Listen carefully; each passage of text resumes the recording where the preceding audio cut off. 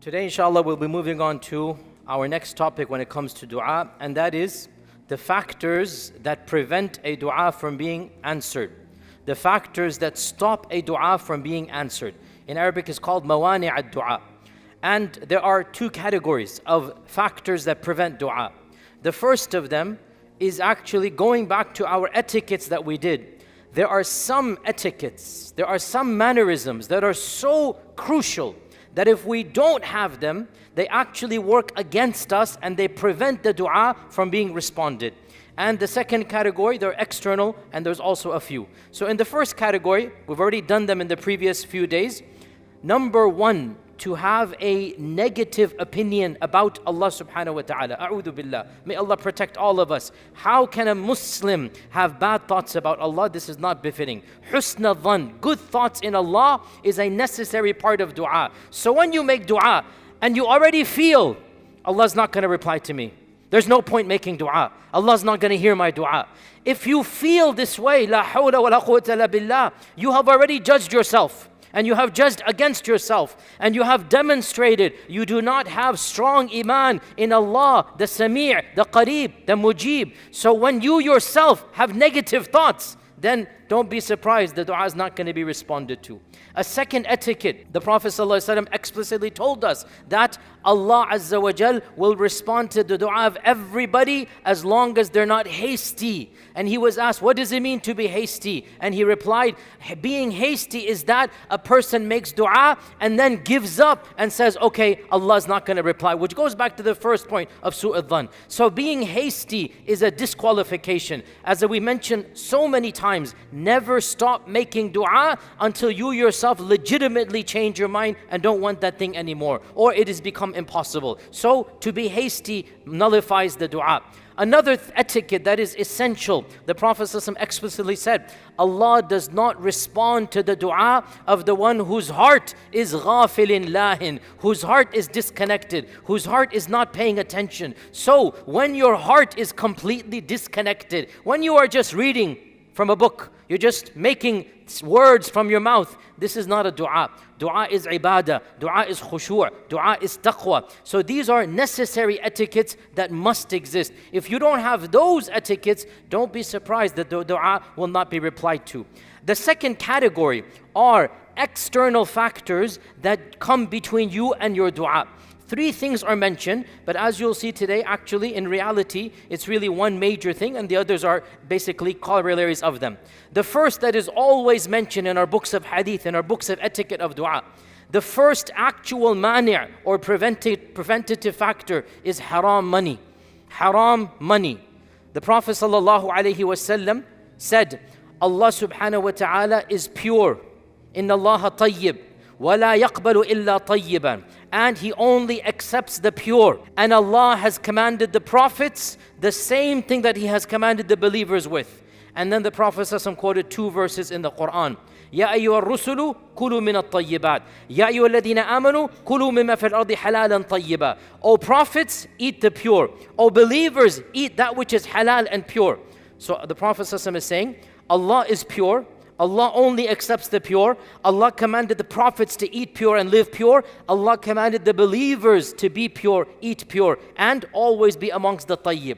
Then the Prophet ﷺ said, gave the example of a person lost in the wilderness, of a person tired, hungry, dusty, disheveled, wandering in the desert. And he said, perhaps there's a person like that. He's going to raise his hands to Allah, that Allah saves him. Ya Rabbi, Ya Rabbi.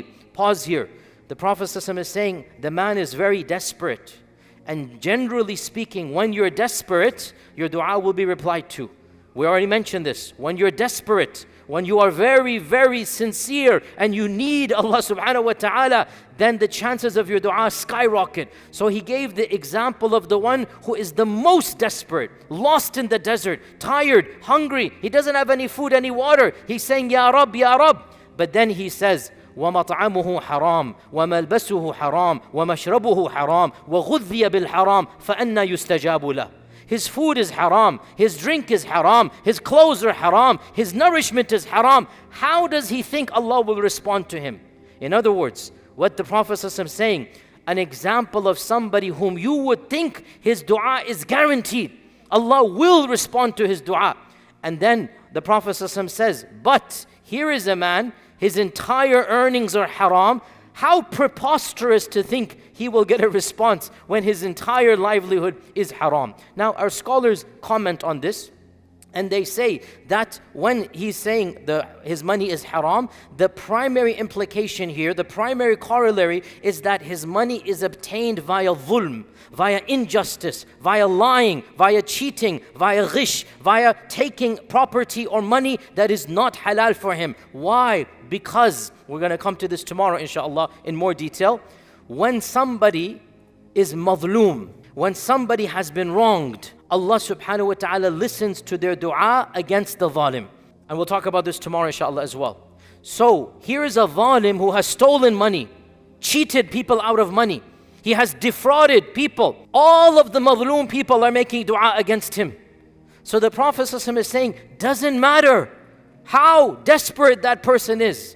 When he's zalim, when he's a tyrant, when he's defrauding, cheating, lying, stealing, all of that dhulm he has done, how does he expect Allah will respond to that dua? So this is the number one reason, or the mani', that when a person, his entire livelihood is based upon cheating and stealing and lying and defrauding, when he has done dhulm to other people, then don't expect your dua to be answered. And our Prophet ﷺ said, "Al-dhulmu dhulumatun yawm al-qiyamah." Dhulm will be darknesses on the day of judgment. And the Prophet ﷺ said, a person will always be at ease with regards to his religion on the day of judgment unless and until he does dhulm to other people. Between you and Allah, your sins you can breathe. But the minute you do dhulm, the minute you kill, you murder, you steal, you slander, that is when it becomes very difficult to be forgiven. So this is the number one category, and that is haram money. And when we say haram money, the primary implication is money that is acquired via cheating and dhulm. A second mani' or preventative factor is mentioned in another hadith of our Prophet ﷺ, and this hadith implies that one of the causes of your dua not being answered is you live a selfish life, not caring about the ummah, neglecting the rights of the ummah, not giving any concern to the huquq of the other people of the ummah. The hadith is in Sunan al-Tirmidhi. Our Prophet ﷺ said, لَتَأْمُرُنَّ بِالْمَعْرُوفِ وَلَتَنْهَوُنَّ عَنِ الْمُنْكَرِ. You are going to command the good and forbid the evil. And if you do not do so, it is possible Allah will send an adhab upon you. ثُمَّ لَتَدْعُونَهُ وَلَا يُسْتَجَابُ لَكُمْ. And then you will make dua to Allah, and Allah will not reply to your duas. In other words, when a person has no interest in helping other people, commanding the good, forbidding the evil, when a person becomes nafsi, when a person is only interested in himself or herself, and they have no connection with other people, and they don't want the ummah to flourish, then when the adhab comes down, literally, who can they blame other than themselves? They didn't have any concern. So another preventative factor, mani' of the dua, is that the person is not living to the standards of being connected with the ummah. And then the final point here, and this is a little bit more nuanced, some scholars say sins prevent dua from being responded to. Now this is something that I need to be a little bit more clear on this regard, because sins in and of themselves, we all commit sins, and there's no doubt that there's not a single human except that they're a sinner. And in fact, when you look at all of the evidences for Allah replying to the dua, Allah responds to the dua of the sinner and even the kafir. Allah replied to the dua of Iblis even.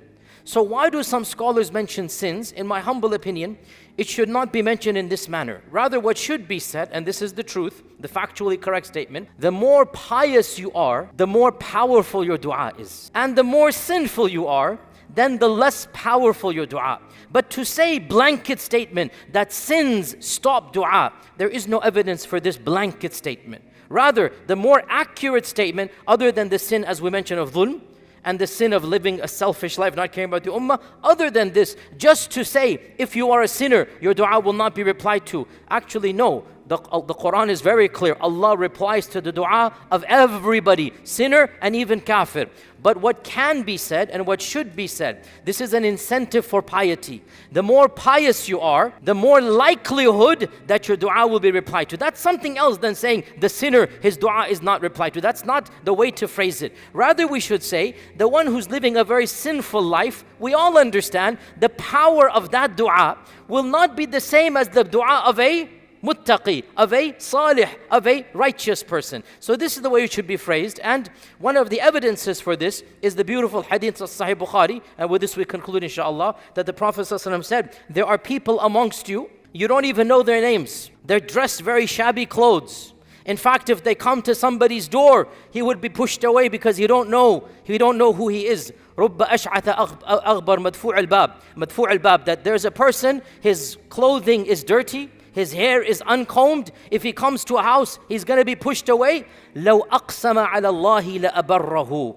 If he were to make a dua and use Allah's name by swearing, Allah subhanahu wa ta'ala would reply to that person's dua. Meaning, you might discard him. You don't know who he is, but he is a muttaqi. And if he were to say something, for example, so there are people that are so pious, so righteous, that when they're in a situation, bad situation, difficult situation, they might even say in their iman, Wallahi, Allah will find a way out for me. Wallahi, Allah will get rid of my debt, I know it. They will literally use Allah's name. They will give a qasam. Not because they know ilm al-ghayb, but because they have husna dhan in Allah. Wallahi, this difficult situation, I am positive Allah will open it up for me. The Prophet ﷺ said, there are people like this, you don't know them. You will kick them out of your gatherings. But if they use Allah's name and they say, Wallahi, Allah will do it, Allah Himself will fulfill their dua. Meaning, they have taqwa and iman. So, in my opinion, it should not be said that sins prevent dua. That's very blanket. What should be said, piety increases the efficiency of dua. This is the way we should phrase it. The more pious you are, the more likelihood your dua will be responded to. But to be clear, with this we conclude, even if you're a sinner, even if you are a sinner, the worst sinner, but you fulfill all the requirements of dua, that dua that you make with the right requirements, insha'Allah ta'ala, will be an effective dua. So do not lose hope just because you're a sinner, because there's no evidence that just because you're a sinner, your dua will not be accepted. No, on the contrary, it is the sinner and the one who is away from Allah. When they turn to Allah sincerely, Allah will reply to their dua. So don't lose hope in Allah's mercy. Don't lose hope in Allah's aid, even if you're a sinner. But realize, understandably, the more piety you have, the more chances that your dua will be answered. And inshallah, tomorrow we'll continue about the states and the situations where the dua has a higher efficiency. Inshallah, we'll do that tomorrow.